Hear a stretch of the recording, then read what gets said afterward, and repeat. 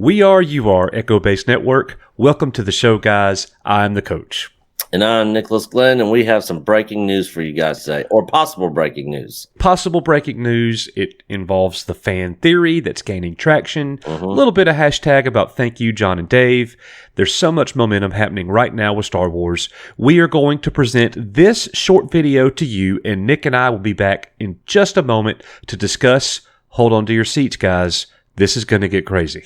December 18th, 2020 will be a day long remembered. Luke Skywalker re-emerged as a central figure in the Star Wars universe, taking his rightful place, while bringing many fans to emotional reactions that some do not understand, while many are still feeling those emotions weeks later. To use an analogy that our Star Wars family will understand, Luke Skywalker served as the hyperdrive, sending the Star Wars galaxy into light speed. Not entirely stable. I'm glad you're here to tell us these things. Chewie, take the professor in the back and plug him into the hyperdrive. Fans are becoming interested again. Momentum is happening. Famous YouTubers coming together to discuss the moment. Gina Carano being interviewed by fans. Mark Hamill tweeting out our message on Luke's return to Disney. We have momentum. As we wait for the book of Boba Fett and eventually Mandalorian Season 3, along with the other slew of projects Lucasfilm is developing, there is a fan theory that is gaining traction. Friend to our community and personal friend to myself and Nick, Doomcock has spoken about these potential leaks on many occasions. However, what you may not know is that these ideas, these leaks, so to speak, go all the way back to 1983. Don't believe me? Take a look. I heard that you've been hired to come back as Luke Skywalker in the last Star Wars film 18 years from now. Is that true? In like something like 2004 or something. You're going to be back. But you see, he's being very cagey because it's either going to be on another plane of existence or not the same character. It's either going to be on another plane of existence or not the same character. Another plane of existence, or not the same character. Did Mark Hamill just reveal what is about to happen in an interview from 38 years ago? While many fans are hoping that the sequel trilogy will be retconned or just altogether ignored, we have to dig into the details of the rumors and theories to get a better grasp of this situation. The best place to start is here. According to piratesandprincesses.net, Jon Favreau and Dave Filoni have formed a partnership which is backed by Bob Iger and Bob Chapek. They are building a Star Wars streaming and cinematic universe that follows the MCU blueprint. And, using streaming services, they have more screen time to tell their stories. While restoring the original characters of George Lucas, they will also be fixing the problems of the sequel trilogy. Furthermore, Kathy Kennedy and her side projects, such as The Acolyte and the Star Wars movie Rogue Squadron, will be kept away from Favreau and Filoni's streaming universe. It has been widely reported that Kennedy gets no say on anything they're doing, but she can provide her notes. While Kennedy's Lucasfilm has done everything in its power to go a certain way, Favreau and Filoni are moving their Star Wars universe into a different direction, and this way is winning. This is evidenced by the report that Galaxy's Edge in both Hollywood Studios and Disneyland will be set to the timeline of The Mandalorian, moving away from Kennedy's sequel trilogy failed characters. Remember what Mark Hamill said: Luke would be back on another plane of existence, or he wouldn't be the same character. It's ironic. The Luke that we got in the sequel trilogy was not the same character at all. Jake Skywalker can't hold a candle to Luke. But what about the alternate plane of existence? That brings us to the theory that is gaining traction, and many fans are getting behind. During the World Between Worlds episode from Star Wars Rebels, written and produced by Dave Filoni, Ezra Bridger was able to save Ahsoka via time travel. The timeline of The Mandalorian is one where she survived. but the sequel trilogy of movies exist in the timeline where Ahsoka dies. This explains why Ahsoka's voice was in the montage of other dead Jedi during The Rise of Skywalker. Without Ahsoka, there is no Tython. Without Tython, Grogu doesn't reach out through the Force to any surviving Jedi. With Grogu having never reached out, Luke doesn't meet up with Mando and company and take Grogu to be trained. It may be a lot to take in when you first think about it, but George Lucas, according to Mark Hamill, way back in 1983, already had a multiverse in the works. Though it may be strange, it is definitely what's best for all galaxies. Luke Skywalker's, Jake Skywalker's, and ours.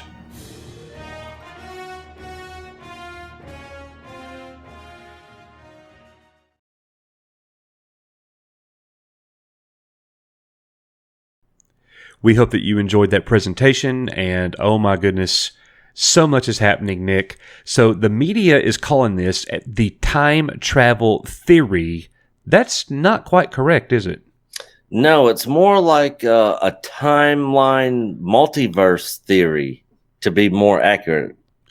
And when this stuff is first being reported on, the time travel theory or the multiverse, let's just call it the multiverse.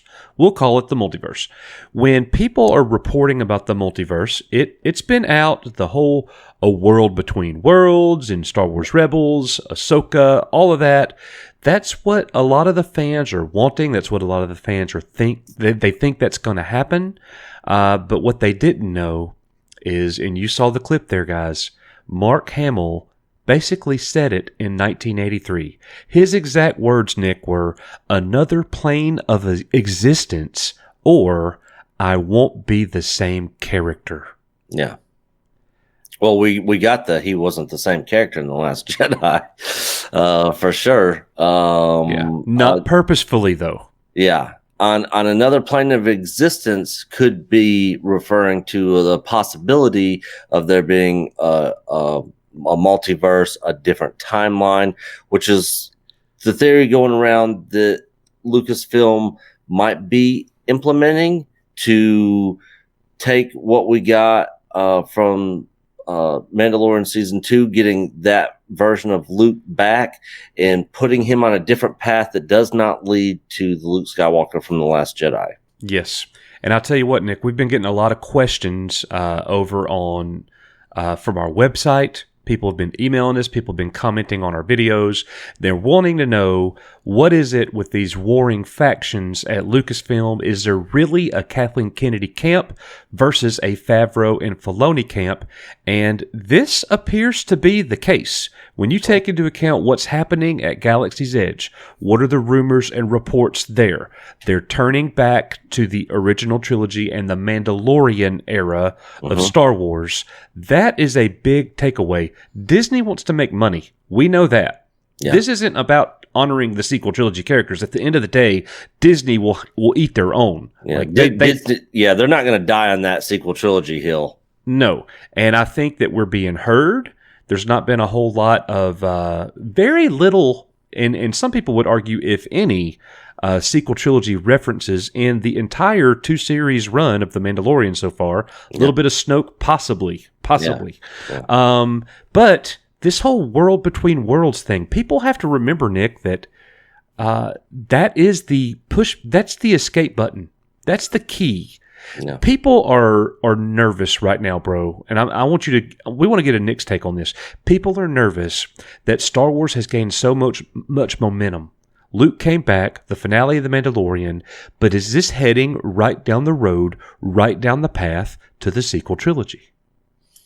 See, and that's the thing that worries a lot of people that loved seeing Luke return, but know that the sequel trilogy is in the future for him.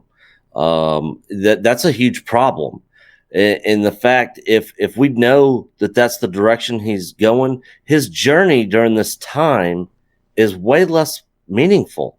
Yes. It's like, if we already know where he's going to end up, why do we care what he's doing now? Yeah, that was freaking awesome seeing Luke in there. But if it's just going to turn out to be grumpy old hermit Luke on some island wanting to just go there to die. That's not an interesting character. That's not a Luke that I want. Well, the majority of the fans have spoken. We don't want that. I didn't mean to interrupt you. Go ahead and finish your thought. No. I was just saying, that's not the Luke we want, and I think it is key right now with the success that John and Dave are having right now. It is key for them to make that a point that this is on a different path and a different timeline that does not lead to the sequel trilogy.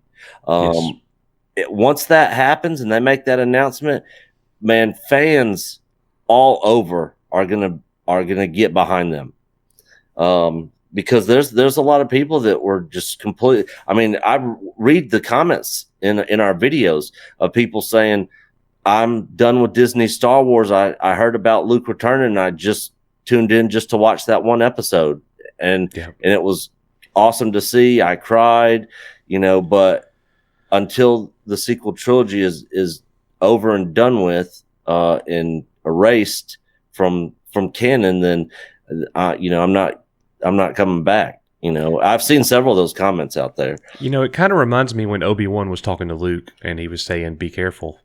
This is a dangerous time for you." Yeah, because we don't know what's going to happen in the very near or immediate future. Everything is good right now. Disney has given us briefly the best Star Wars they ever have by far. Yeah, and the fans are wanting that to continue. I hope that they're listening. I have to imagine that the possibility of this multiverse taking place, with the very fact that George Lucas talked about it in 1983. In 1983, he talked about a multiverse. Indirectly, but he talked about it. It was a possibility. So let that sink in. Most of us didn't know that. Most of us didn't. I just stumbled across that looking into old interviews, doing some research for a whole different project that we're doing here at Echo Base Network. Yeah. And I stumbled across that, and I was like, oh my gosh, Mark Hamill just said that in 1983, and that's what the theory is about right now. Yeah. And there's just so much going on, and we want that to actually happen. And the fact that if the multiverse does occur, that Lucas mentioned in 83, that Filoni, the whole World Between Worlds thing with Rebels, who wrote that, Nick? Who directed that episode? Dave Filoni.